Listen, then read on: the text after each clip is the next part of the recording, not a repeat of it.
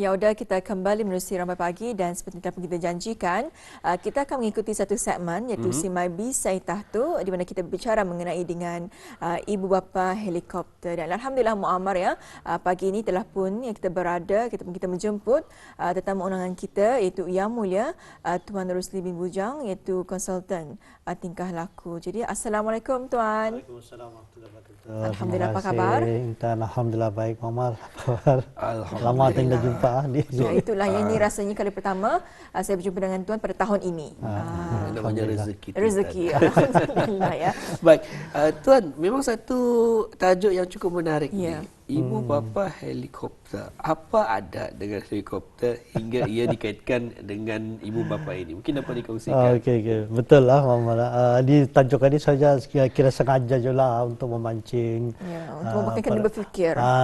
Berfikir penonton kata ni untuk menarik orang untuk mendengar perkataan ini lah. Tapi ia bukan perkara yang istilah yang dia adakan lah. Ya, satu istilah yang memang wujud lah dalam bidang akademik seawal tahun 1969 sudah istilah ini ada. Tapi sebenarnya ada lagi lah definisi-definisi ataupun style lah, gaya asuhan ataupun keibubapaan lah. Ada 4 yang yang utama. Jadi helikopter parent ini sebenarnya saya ingin memperkatakan tentang gaya keibubapaan itulah salah satu daripada gaya keibubapaan. Tapi walaupun salah satunya ini yang seolah macam merata lah. Kan masa ni kita ni masih berada di awal musim persekolahan lah. Jadi kalau macam yang anak ibu bapa yang baru mengantar anak-anaknya masuk ke KG ya, kita ada taman asuhan. Jadi kita akan dapat merhatikan tu ulah-ulah tingkah laku ibu bapa ni. Sehingga dapat diperhatikan ada ibu bapa yang saya tadi ni, ada ibu bapa yang ni sebenarnya ibu bapa helikopter ni contohlah. Bahkan ada lagi lawannya ibu bapa kapal selam, submarine. Kan helikopter kan di atas, submarine di bawah. Tapi ada alatnya untuk meneropong orang anaknya itulah, itu submarine. Bahkan sebenarnya macam-macam lagi istilah-istilah lain. Ada yang dikaitkannya dengan negara macam Jerman ni terkenal dengan self-reliance yang berdikari macam Jepun juga kalau orang besarkan anak-anaknya dia berapa memanjakan anak itu dari dami sudah dilatih. Di Dutch sungguh ia negara yang itu ia mementingkan happy. Asal anaknya itu happynya ada set contoh. So macam-macam lah sebenarnya secara umumnya itu ada 4 yang besar ni. Satu authoritarian. Ini memang kuku besi lah cara asuhannya di rumah tu. Yang kedua tu permissive. Maksudnya permissive ni terlampau membiarkan dibiarkannya saya ada peraturan-peraturan yang jelas dan yang ketiga tu otoritatif ini yang kira macam ideal lah, maksudnya kalau macam tadi macam memegang kekek lah tu ada masanya tani turut, tapi kalau maksudnya tarik balik dia cuma itulah ibaratnya. Dan yang keempat itu jenisnya ignore ini ibu bapa tu memang tak peduli ini memang masalahnya dia peduli tentang mengabaikan itu yang lebih tepatnya lah ibu bapa yang mengabaikan tugas tanggungjawab tugas dia tu yang untuk dalam membesarkan anak-anak ni lah. Jadi bila saya mengatakan tentang helicopter parenting ni sebenarnya itu tu namanya helikopter ni kan. Helikopter ni ia akan sentiasa ia berada di atas jadi ibu bapa helikopter ni sebenarnya adalah jenis ibu bapa yang pada satu segi bagus sebenarnya ia memerhatikan anak-anaknya tu memantau anak-anaknya. Cumanya yang menjadi isunya di sana ia berlebihan. Itu yang ia hovering ke mana-mana anaknya tu pergi ia ada di sana. Satu segi okey. Maksudnya ia peduli je tu, ia memelihara menjaga anak-anaknya ni. Tapi kalau sudah terlampau berlebihan, ini yang jadi isu lah. So bila ia terlampau berlebihan itu maksudnya ia terlampau fokus, terlampau merhatikan sehingga dia bagi ruang kepada anaknya itu untuknya berfikir sendiri, membuat kreativiti sendiri dan sebagainya. Kemudian sampai terlampau mengambil peduli tentang kejayaan dan kegagalan anaknya itu. Maksudnya kejayaan itu sudah tak bila graduate bila lagi maksudnya kenapa belum ada contoh sehingga memberikan tekanan. Apatah lagi kalau anak-anak itu mengalami kegagalan sehingga bapa itu seolah ia macam membagi sponge macam jangan anak itu sehingga merasa gagal itu bapa tu menyamankan hatinya. Ini pun kesilapan juga bila kata menyamankan hatinya tu saya indah acknowledge anak itu indah memperakui apa kesilapannya tu. Kemudian terlampau over controlling, terlampau mengawal ibu bapa yang terlampau mengawal anak-anaknya ni sehingga anda beri kebebasan. Kebebasan itu kurang anda juga anda dibenarkan, anda baik juga. Tapi jangan juga terlampau mengawal apa tu, termasuk juga terlampau overprotecting atau bahkan terlampau menginginkan kesempurnaan lah. Kemudian ada lagi yang satu istilah itu micromanaging. Semua daripada hal-hal besar, tapi ibu bapa ni yang mengendalikan. Jadi apa yang menjadi isu di sana? Kalau macam ada sana anak-anak tu macam melalui satu episod yang ia berasa sedih misalnya, ataupun dia gagal misalnya. Jadi ibu bapa tu yang intervene di sana, mencela sehingga macam menghalang anak itu untuk merasakan apa keadaan itu. Jadi ini yang sebenarnya boleh menjejaskan pertumbuhan anak-anak itu. Sebab kanak-kanak ini bukannya perlu belajar daripada hal yang baik saja, kejayaan saja, kebahagiaan saja, tapi termasuklah hal-hal yang negatif, kekecewaan, frustration dan sebagainya lah. Jadi dia perlu merasakan hal itu. Jadi artinya ibu bapa indah boleh tanpa menghalang semua sehingga ada peluang anak itu untungnya termasuk dari satu segi macam memanjakan anak. Memanjakan anak ini pun banyak juga. Macam mana kita tahu kata ini sudah terlampau memanjakan anak tadi. Macam misalnya terlampau awal misalnya, terlalu awal bagi apa? Contohnya gadget. Kalau ikut kajian itu anak-anak ini sepatutnya dibagi sampai umur 18. Pasal itu 18 itu di sana tadi dianggap emosi kanak-kanak itu anak-anak remaja itu yang sudah dianggap matang dan dia boleh dapat mengendalikan gadget itu. Tapi sekarang ini bukan lagi 18. Dua kajian itu baby pun sudah megang, 2 tahun sudah anak itu megang. Kalau ikut kajian itu dah tu. Dan sepatutnya berlaku lah. So itu tusun terlampau awal dan diberikan dalam tanpa yang lama. Ada pemantauan dan dijaga, dibiarkan saja sepanjang hari pagi petang malam. Itu membahayakan kesihatan dan psikologi apa ni dah. Dan yang ketiga itu terlampau awal, terlampau ni. Dan anulah berpenjangka macam itu. Satu antara tanda-tanda orang tu katanya terlampau memanjakan anak anilah. Jadi secara anunya lah. Secara ringkasnya, ibu bapa helikopter ni maksudnya macam mana? Lulus tu lah bapa helikopter ni maksudnya ibu bapa tu terlampau mengawasi, istilahnya adalah terlampau berlebihan dalam mengawasi anak-anaknya itu sehingga ke mana-mana pun ia ada anaknya itu pergi, ia selalu ada di sana. Sampai bukan hanya untuk memastikan kejayaan anak-anak persekolahannya, tapi bila berlaku macam ada kegagalan, ia menghalang anak itu untuk merasai macam mana rasanya kegagalan ni.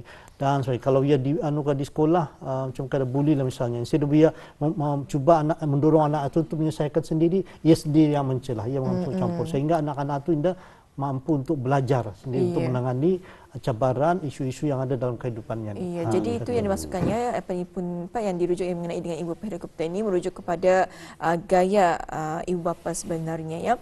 Jadi tuannya rasa-rasanya ibu bapa helikopter ini sudah menjadi perkara biasa pada zaman ini ya, dan juga tanpa disedari ia merupakan salah satu teknik ibu bapa ya pada hari ini. Jadi mungkin tuan boleh berkongsi kepada penonton kita mengapa ianya terjadi dan juga apakah ada cara untuk mengelak ataupun mengatasi supaya ianya tidak berlaku ataupun terjadi. Okey, terima kasih Dana, soalan bagus. So pertama sekali saya perlu menjawab dulu mengapa perkara ini terjadi pertama sekali itu yang sebab pertama sekali anak yang pertama dan satu salah sebenarnya lah.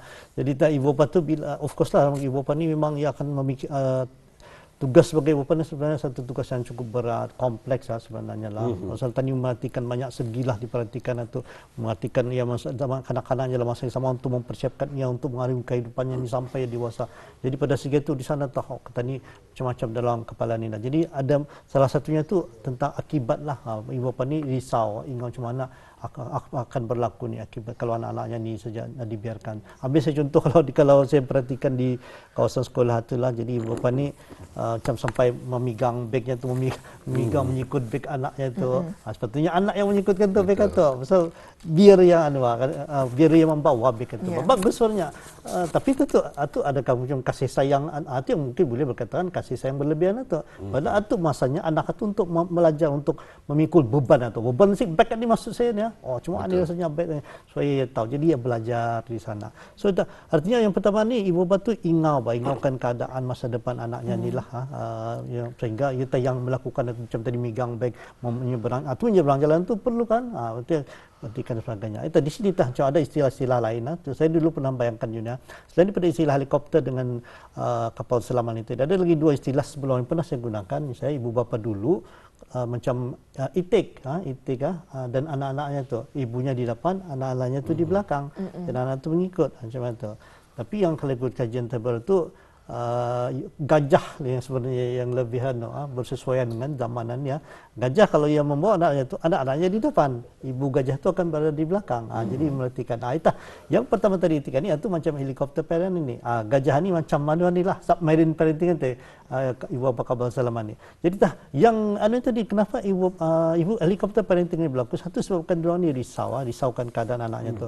Yang kedua tu terlampau macam sekali kalau ibu bapa ni ia dulu pernah sejarahnya tu very colourful ataupun susah. Ya ni orang susah dulu. Itu kan kalau kata ni pernah susah, kata ni seolah-olah indah membiarkan anak-anak itu mengalami kesusahan yang sama tu. Bagus satu segi, tapi pada segi lain sebenarnya anak-anak tu perlu je belajar tu macam mana rasa susah tu. Sebab tu banyak kajian-kajian mendapati hari ini kalau kanak-kanak itu dibesarkan dalam suasana yang penuh dengan cabaran, anak-anak ini selalunya akan lebih berjaya dibandingkan anak-anak yang dibesarkan dalam suasana yang cukup.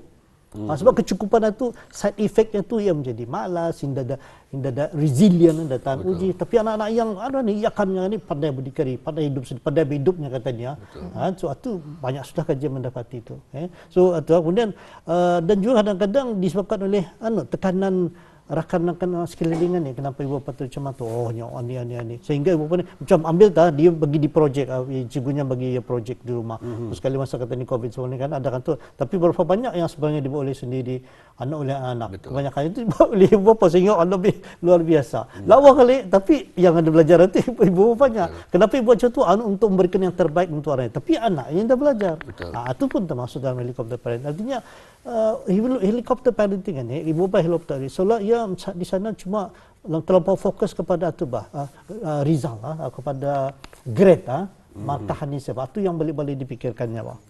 So itu antara, jadi kesannya macam-macam banyaklah bila tadi itu terlampau mengawal over pressure anak-anak ni. Pertama mungkin harga diri anak itu akan terjejas, dia punya self esteem.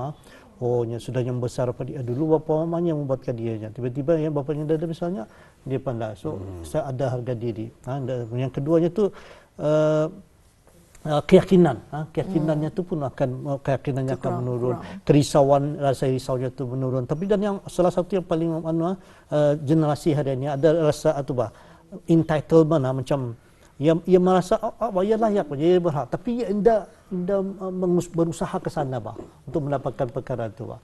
Contohnya ya bekerja lah itu pada aku mempunyai sudahnya ada kelulusan yang diperlukan ni. Ia merasa berhak saja, tapi sebenarnya ia belum melalui proses yang mencukupi. Macam ibarat itulah melihat anak-anak hari ini, macam ia tahu mencapai kejayaan itu, memegang jawatan yang tertinggi itu, misalnya jawatan yang tertinggi, ia melihat gunung lah, so yang melihatnya di puncak itu saja. Waktunya yang dicapainya. Itu yang ia merasa berhak itu, ia mau sampai ke gunung itu. Tapi yang ia lupa di sana proses untuk naik itu. Untuk naik itu macam-macam juga halangan cabaran perlu dilaluinya. Yang anak-anak hari itulah. Jadi itulah antara impactnya tu, kesan apabila kanak-kanak itu dibesarkan dalam itu dengan cara ibu bapa yang helikopter ni tadilah. Bahkan pada segi lain boleh menjejaskan anak tu tidurnya boleh terjejas, terlampau dan ada lagi masa untuknya bermain. Jika bermain itu pun antara juga salah satu kanak-kanak itu bermain itu salah satu hal betul. Jadi sehingga kalau ibu bapa parent ni tadi terlampau memberikan tumpuan pada di sana saja untuk berjaya itu saja. Dan dia beri tumpuan pada tadi. Padahal bermain itu ya sebenarnya diperlukan anak-anak itu untuknya bergaul pada sebagainya lah. Ambil saya contoh lah, ada datang ibu bapa dengan ada anak lah bawa apalah nyanyi Rizal punya dari rumah. Bawa Rizal melihatkan apa-apanya. Jadi jarang lagi lah kalau dulu kalau 8 subjek macam semua ada, kalau yang fail itu warna merah kan. Saya ambil lah merahnya. So 8 subjek, 1 merah, 7 biru. Bagus itu biru tu. Dibaginya nah banyak. Ni Rizal ni. Yang mana kata dilihat sebagai ibu bapa? Yang merah sepatu kah atau 7 biru? Tujuh rasa 7 biru. Yang selalunya otorita akan melihat yang negatif kan, yang biru. Ya. Kenapa sepatu merah ini? Contohnya. So ada yang sama je ni, ini pun bentuk helikopter, ibu bapa helikopter ni. Ia melihat kegagalan itu saja, result sana tu. Tapi yang penting saya wah, betulnya kan baguslah betulnya dapat 7 sudah alhamdulillah. Cuma mana boleh satunya aneh. So bukan hanya melihat kepada kegagalan itu, bahkan kegagalan itu dapat dilihat wah ini macam mana satuan apa yang boleh alai buat untuk memperbaiki perkara ni. So itu anulah. Jadi dah apa tu ya, ibarat tu macam ibarat pokok bonsai bonsai tree Yes. yang kata ni bonsai ni bukan bonsai lah. Bukan. Bonsai ni kan ya patutnya ia ada ia sebenarnya yang naturalnya ia tumbuh di gunung. So gunung itu pencahayaannya temperature itu sudah memadai, jadi lagi mau naik tapi kita ni yang tumbuh di daratan ni, yang dataran rendah ni ya patutnya makin naik tu. Tapi kita ni mau naik, kita ni papat di ujung itu, kita biarkan ya kononnya lawa macam tu. Tapi tak lawa itu adalah menurut persepsi kita ni yang mau ia lawa macam tu. Padahal pokok itu tadi kalau dibiarkan dia akan tumbuh besar, memayungi macam-macam dia. Rimbun apa dan sebagainya. So artinya lebih banyak lagi potensinya di sana dibanding kalau di Papua ni. Jadi helikopter parenting itu dia mengawal keadaan anak itu dengan mengikut dengan kemahuannya itu sendiri saja. Kalau sudah ekstrimnya lah ya sampai memilihkan apa ECA yang perlu diikuti anak. Ini bagus nilainya. Ikut aninya. Apa badminton lah misalnya. Yang suka badminton itu dia sebenarnya. Di bawah ni anaknya belum tentu suka. Itu ada unsur-unsur elemen di sana. Ia memaksakan nilai ibu bapa ni tadi kepada anaknya tu dan sebagainya lah. Dan mengawalnya apa pelajarannya, apa subjek yang perlu diikutinya. Yes, kita ni sebagai ibu bapa perlu begitu subjek-subjek itu. Tapi kerajaan kita itu untuk membimbing ke dia, menggaya. Tapi bukan secara langsung memaksakan ke dia, memaksakan ke dia tanpa katanya sedari itu kata parenting tadi lah. Jadi cara ada macam beberapa cara untuk kata ni adalah mengelak perkara inilah daripada terjadilah. Pertama tu bila yang macam datang ke rumah tadi, macam anak membawakan manu tadi itu bila anak tu balik dari sekolah tu jangan kita terlampau memikirkan hal-hal yang berkaitan dengan result saja, keputusan saja. Bila balik itu sebenarnya kalau tadi bertanya macam mana awas school tadi, macam mana sekolah tadi lah, ada hawas, ada bercakap dengan kawan-kawan, macam tu. So apa yang alai suka pada hari ini tadi tentang sekolah. So itu perkara-perkara yang berkaitan dengan perasaannya itu yang pertama. Yang kedua tentang pergaulannya. Ada yang alai berbincang-bincang, ada yang menolong, berbuat baik dan sebagainya tu. So kajian-kajian psikologi banyak mendapati sebenarnya untuk tanda-tanda orang itu berjaya bukan dengan yang berkaitan dengan kerjaan, tapi banyak lagi ada aspek lain yang membuat orang itu berjaya. Jadi itu untuk mengelak itulah perkara itu daripada katanya. Jadi sebenarnya ujung pangkalnya lah bila kita berkata tentang kanon teknik ibu bapa anak itu sekali ibu bapa helikopter ni tadi. Kalau ibu bapa itu terlampau fokus kepada untuk tentang kejayaan anaknya itu di sekolah saja. Dan bila kejayaan di sekolah itu ya berkaitan dengan grade, nombor berapa yang dapat. Tapi sebenarnya perhatian kita ni sebagai waktu bukan sebenarnya atus ya, tapi macam mana kita ni membesarkan anak-anak tu yang katanya dia agamanya bukan hanya berjaya di dunia tapi berjaya di akhirat.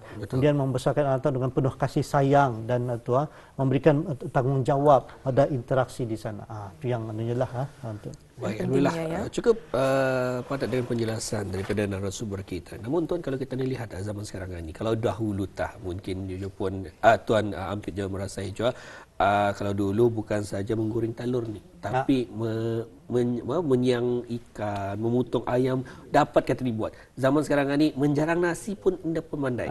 Dan hingga kan ada yang mengatakan puahnya generasi zaman sekarang ini. Akan tetapi benarkah benda tu ataupun mengapakah perlu ada kualiti? Apakah kualiti yang perlu ibu bapa ketahui dalam anak zaman sekarang ini? Okey.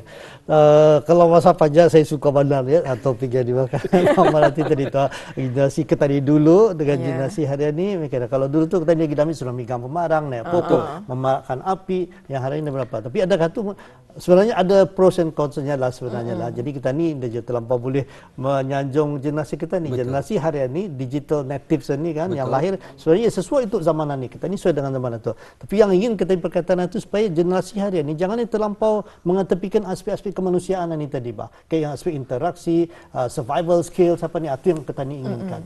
Dan pada kata ini tadi jangan jadi terlampau merasakan warna area ni misalnya tadi perlu mengimbangi bis dia ni dengan supaya kita ini terus relevan dan kita tadi penggunaan digital apa ni. Tapi itu berawas berpada so, jadi sebenarnya tentang kualiti ada dua hal lah oleh masa yang singkat tadi. Ada dua hal yang masa yang singkat ada dua hal yang ingin saya kongsikan. Pertama, pentingnya untuk kita ni menanamkan entrepreneurship mindset mindset untuknya berniaga. Sebab bila orang ni mampu untuk berniaga, berdagang apa ni, sebenarnya banyak lagi aspek dalam waktu yang membangunkan dia, membuatkan dia boleh berjadi kemudian hari. Boleh kita ni harapkan, misalnya confident, dia dapat yakin untuk macam mana meyakinkan orang lain, macam mana untuk menjual barang-barang ni. Jadi ini salah satu kualiti ini sebenarnya kalau mana perlu dikupas lebih banyak lagi. So ini sesuai dengan keadaan ni, dalam keadaan ekonomi kita ni, keadaan ekonomi pekerjaan dah banyak. So mindset membesarkan anak-anak yang dengan mempunyai mindset yang entrepreneur ni tadi sebenarnya sangat penting. Usahawan ya. Usahawan, okey. Sebenarnya satu yang sangat penting. Ada secara ringkas saja saya kongsikan. Macam contoh kalau dulu punya mindset bagi anak itu diajar untuk mengurus wang atunya, bagi allowance ya.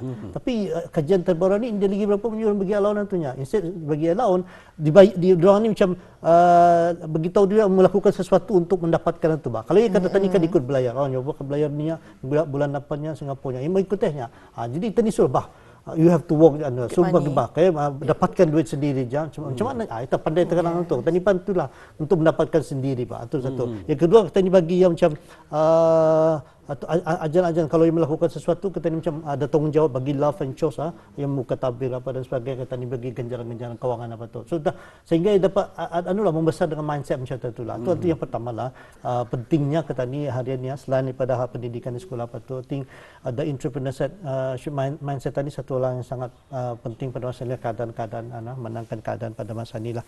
Kemudian yang keduanya tu adalah tentang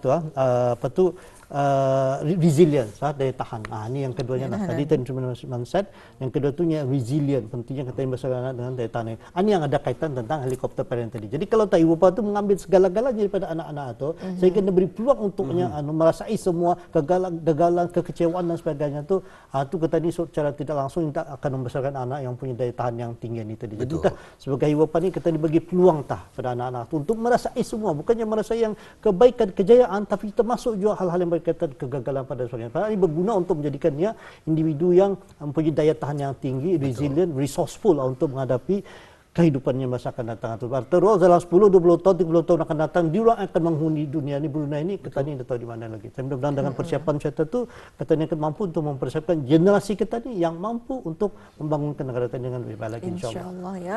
Baik, alhamdulillah cukup padat mampu dikongsikan oleh narasumber kita ya. Walaupun di awal tadi kita diberikan penjelasan, tapi dengan adanya pengertian daripada kualiti penting yang ada bagi anak-anak dan bukan minda kita ni sebagai ibu bapa orang dewasa bahawa mereka ini akan menggantikan kita di suatu masa akan datang. Jadi adakah kita ni akan mempersiapkan mereka dengan sebaik mungkin ataupun sebaliknya?